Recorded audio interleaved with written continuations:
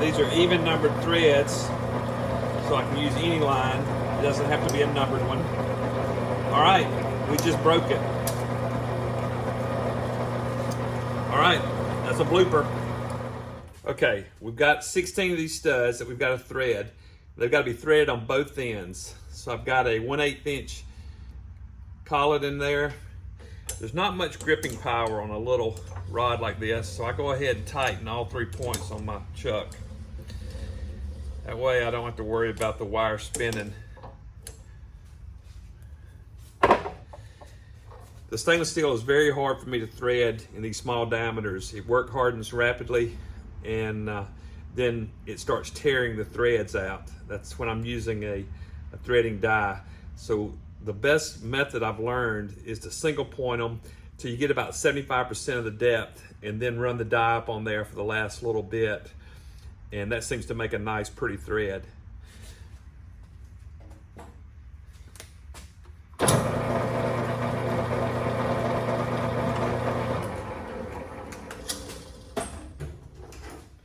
So I'm marking how deep I want my threads to go.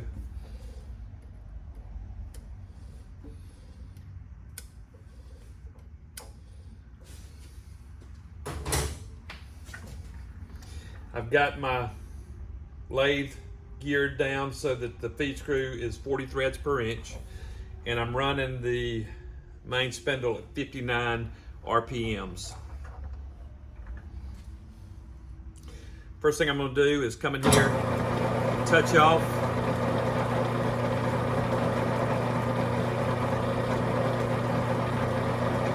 Then I zero out my dial, my cross feed.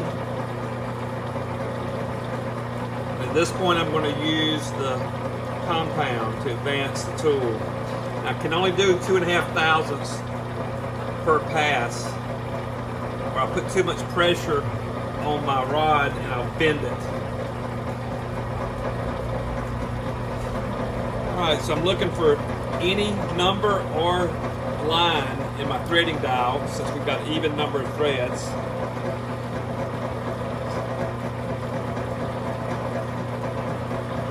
Once it comes around to a line, you gauge it, and away we go. I've got my left hand on the compound, and also I can back it off as I disengage the feed screw. Run the compound back out, go to 0, add 2.5 thousandths, get rid of some of my chips, wait for a line.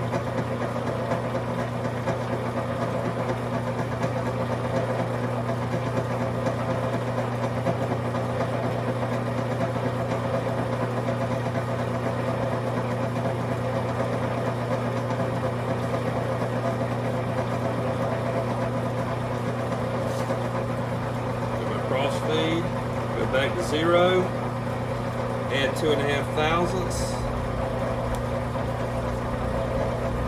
get rid of my chips, a little more cutting oil, and wait for a line.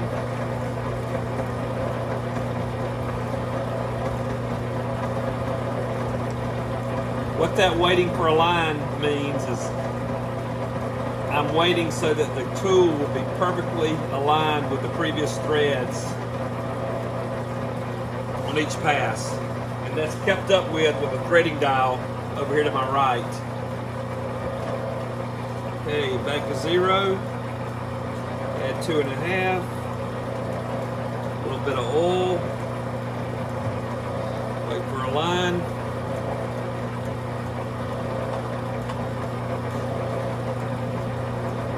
It gets a little dicey. You can easily bend these studs. There's not much material there.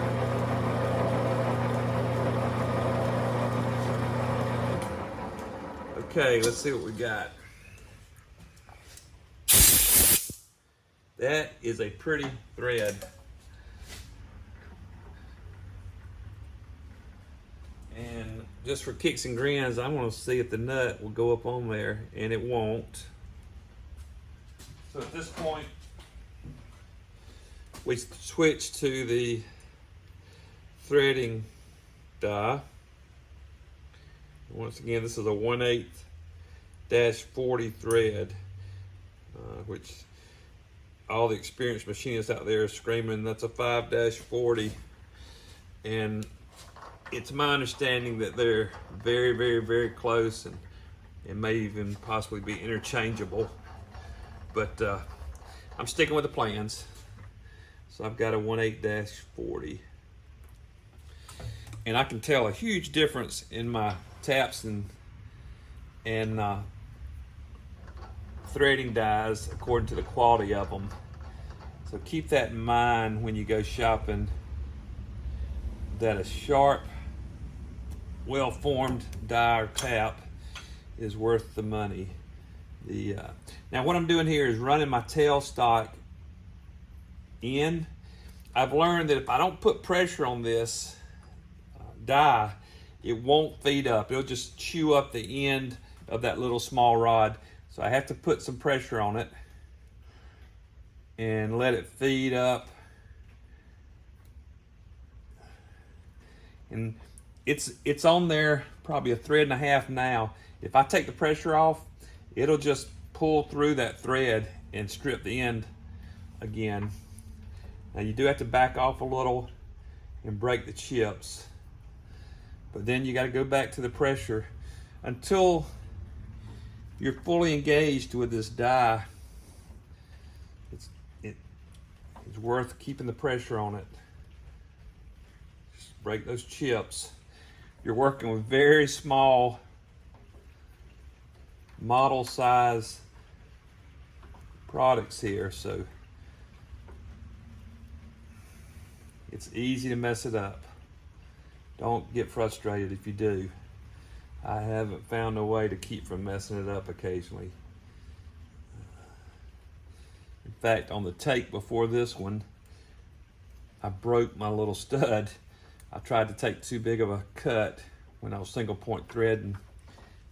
Okay, so I'm up on there now, so I can kind of get rid of the tailstock, and I'm going to pull this off and get rid of my swarf that's in there. Because if I don't, it'll carry it forward and it'll just chew the threads up. This is not a quick process, guys. And there's probably some model machinists out there right now screaming at the computer monitor of the phone, trying to tell me a better way to do this. And I am wide open to listening to good advice. If you plan to heckle me, don't expect a favorable response back, because I beat myself up more than you can beat me up when I'm making mistakes. But we're learning as we go, and I assume that that's why you're watching me. So as you can see, just to do one end of this stud, it takes a good 5 minutes or more. So I've got it threaded up on there beautifully now, and it's cutting really good. But I know from past experience that if I get overzealous and don't clean this die out, that it'll start piling up on me. The chips will, and I'll wind up with a section of bad threads. So I'm about 2/3 of the way in. I think this last run will probably do it. You see how nice that's threading. And this is stainless, so as I do this, you know, it's heating up and it's work hardening on me. You can hear the rain coming.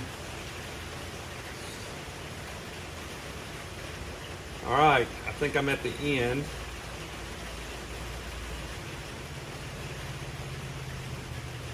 See, that feels really good to me.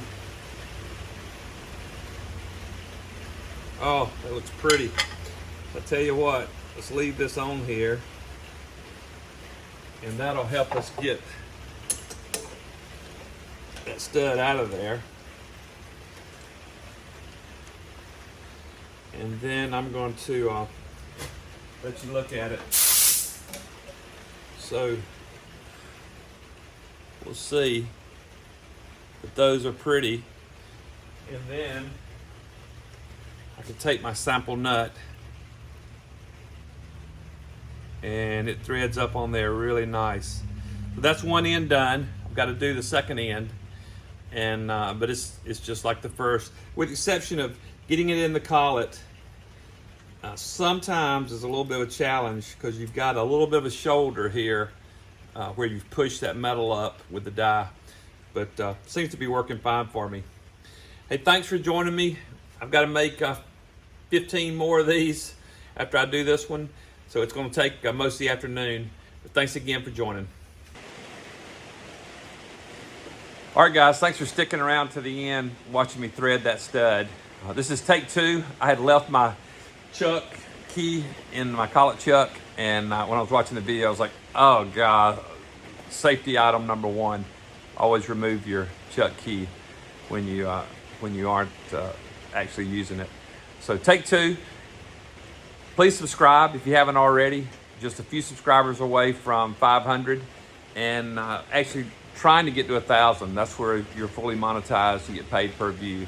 So tell your friends about the videos. Keep coming back. We'll keep building that locomotive and learning. Thanks again.